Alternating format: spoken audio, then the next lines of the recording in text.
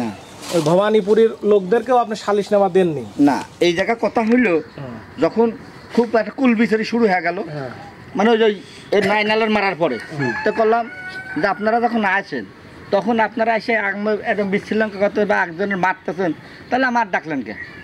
বাজার কমিটির লোকের ডাকার কি দরকার ছিল? তখন ওই মেম্বার কি নাম জানি না, তখন কছে মেম্বার কছে যে হচ্ছে আমরা বাজার কমিটির কাছে বলতেছি আপনারা যে বিচার করে দেন আমরা সেই বিচার মেনে নেব। তখন ওই আমার মসজিদ আছে গুজের বাজারের মসজিদের ওখানে আইনালের আর ফরাদের ডেকে নিয়ে গেলাম। ডেকে নিয়ে যা করছে, আরে আইনাল আর ফরাদ তোর ঘটনা কি কত সত্য তুলে ক। আইনালের ওই ফরাদের কেউ টুকাও দিই নাই, বুঝেছেন? কিন্তু তারপরে আর আইনালের মার হইল ওই কারণে তুই চোর, হ্যাঁ চোর মারলি কে, ওই জন্য যাই 2-4 গাই ভিতরে দিয়ে বাইরের লোক দেশে। হ্যাঁ বলেন, অবশ্যই অবশ্যই। এখন এরা তো আসলে এই মারামারির ওই বিষয়টা জানতে চাচ্ছে না, জানতে চাচ্ছে একটা যে চোর হলো না, চোর না তার জোর করে চোর বানানো হলো, এটা কি ঠিক না? না না না, সেই কথা, এই কথাটাই কিন্তু আমরা জানতে চাই। আরেকটা কথা, এবং ও নিজে স্বীকার করতেছে আমার কাছ থেকে 28,000 টাকার এগ্রিমেন্ট, যেটা 28,000 টাকার।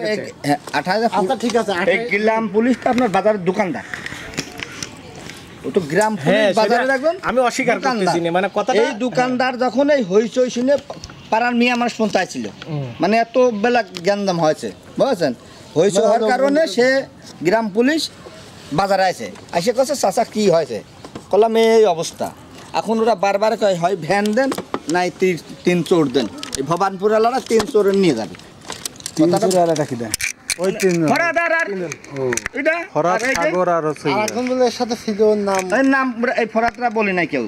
মাঝখানে আমি আপনার এটা কথাটা ব্রেক করি, সেটা হলো যে আপনারা চোর ইয়ে করলেন যে এই 3 জন চোর, তাহলে ভ্যান গেল কোথায়? সাগর আমার কথাটা বোঝেন। হ্যাঁ, ফুয়াদ চোর, তারপরে হচ্ছে 3টা চোর, আইনাল চোর এবং সাগর চোর, তাহলে ভ্যান কই? 28,000 টাকা জরিমানা হইলো, ভ্যানের দাম কি 28,000 টাকা? ব্যাটারিওয়ালা ভ্যান 28,000 টাকা হতেই পারে না, তাহলে 28,000 টাকা জরিমানা করলেন, ভ্যান উদ্ধার হইলো না কে?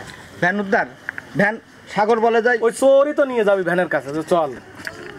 এরা কয় কি যে আমরা হচ্ছে নিইনি, এই দুজনকে আমরা নিইনি, কথা বলছে। আচ্ছা শোনেন, এই কথা কয়, আর পরেক্ষণ যায় আবার কয় সেই জায়গায় ফরাদ একা ছিল না, ফরাদের ভাই দোকানদার ছিল, ফরাদের ভাই গার্ড, নাইট গার্ড সে ছিল, সবাই ছিল, তাহলে আমি একা তো ছিলাম না। ভাই আরেকটা প্রশ্ন, এই 28,000 টাকা যে আপনি জরিমানা করলেন, এটা কি আপনার ফরাদের নামেও করলেন আর হয়তো আইনানের নামে, দুইজনের নামে একসাথে করলেন? দুইজনের নামে, মানে 3 জনের নামে সালিশি হয়। জরিমানা কয়জন? 3 জনের, 3 জনের না 2 জনের নামে হয়েছে, পরে হয়েছে 2 জনের নামে। 2 জনের নামে। ওরা কয় যে হুজুর আপনি কথাটা বোঝেন, চোর 3 জন হইলো, 2 জনের নামে সালিশনামা। হ্যাঁ বুঝছেন, এই 2 জনের নামে, 2 জনের নামে 28,000 টাকা, 2 জনের নামে 28 টাকা হইলো। ভাই 28,000 টাকা যখন জরিমানা হইলো, তখন ভবানীপুর আল্লাহর প্রশ্ন করলো যে আমার চোর তো আপনার কাছে ভ্যান দিল, আমার চোর আপনার কাছে ভ্যান দিল, এইবার ফরাদের কাজ করলে তোর কি, তুই কি ভ্যানের ধরুন কোনো টাকা পয়সা দিছিস? কষ্ট না, আমি টাকা পয়সা দিই নাই। তুই তখন টাকা পয়সা দিস নাই, তাহলে ভ্যানের দামই তো 40,000 টাকা, তাহলে তোর তো গাড়িরটাই লাগতেছে না, তো তুই আবার 28,000 টাকা দিবি নাকি?